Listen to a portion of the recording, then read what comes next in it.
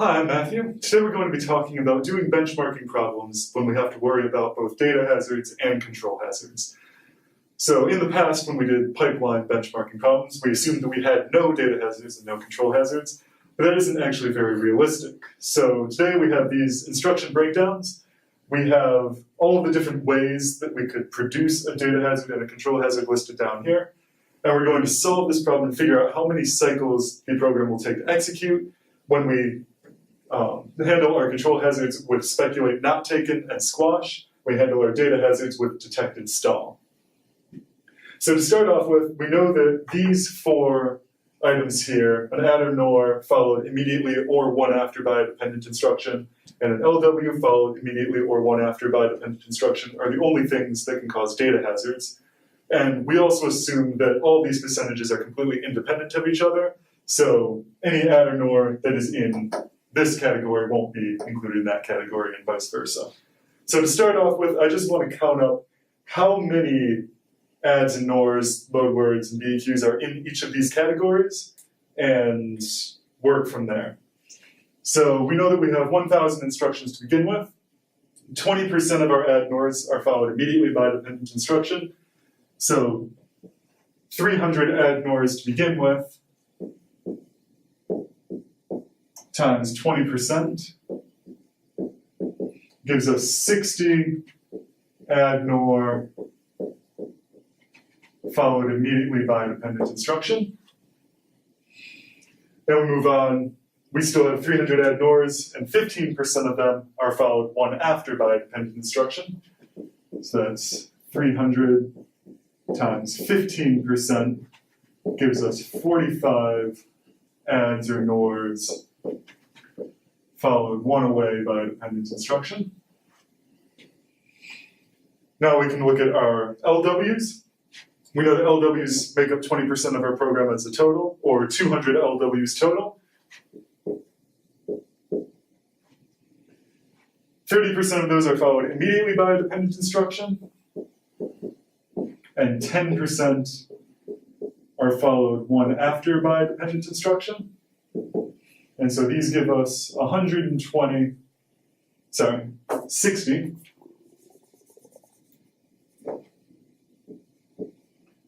load word followed immediately by dependent instruction, and 20 load word followed one away. Now we have all of these different instruction types, and we also know, so this covers our data hazards, all the different instructions that could possibly produce a data hazard. And now we need to worry about our control hazards as well. We know that we are speculating not taken.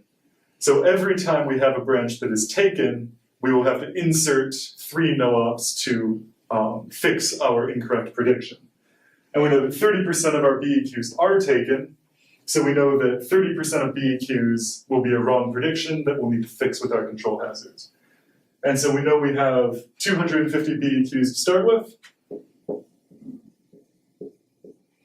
times the 30% that are in fact not taken, and that gives us that 75 of our BEQs are a wrong prediction.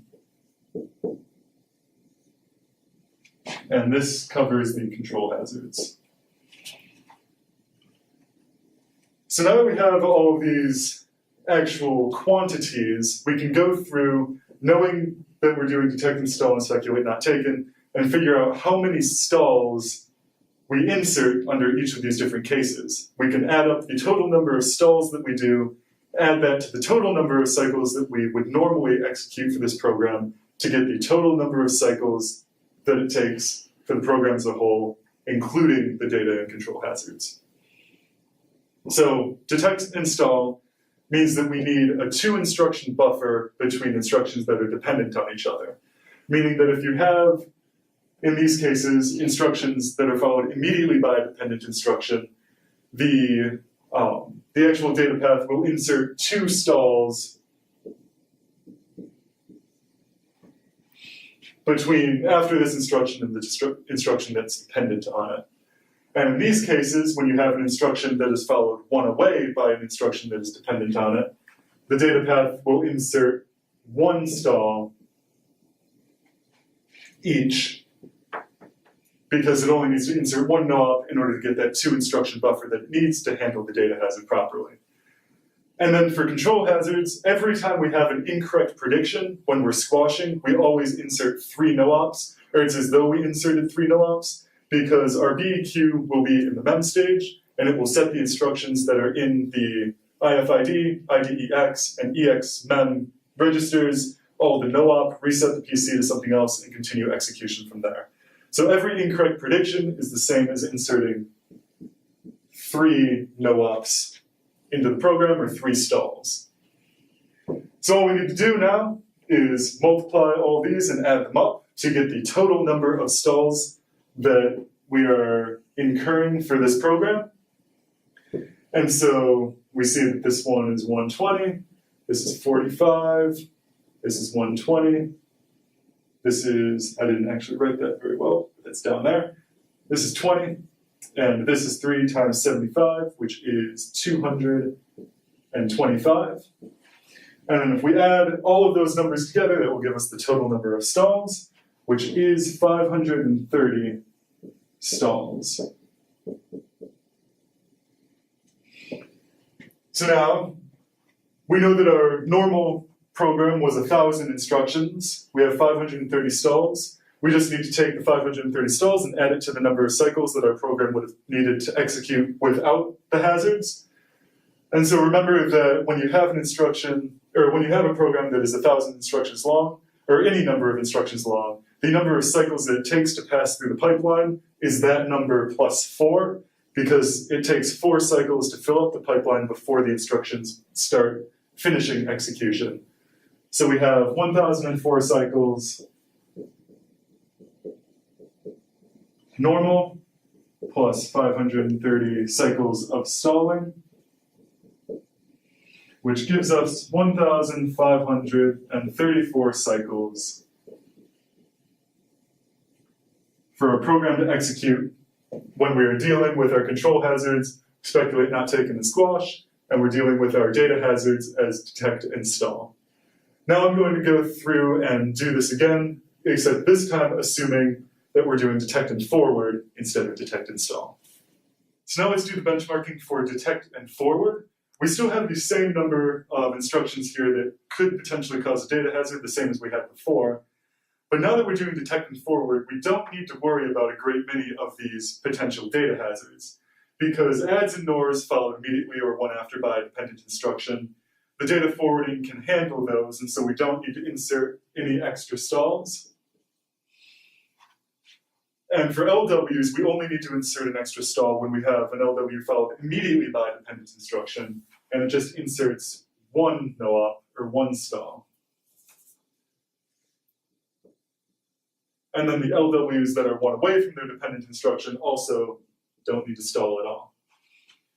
Now the data forwarding doesn't help us stall for the control hazards. We still need to add 3 no-ops for every single incorrect prediction. So all of these will still incur 3 stalls for each of these 75 BEQs that we predicted incorrectly.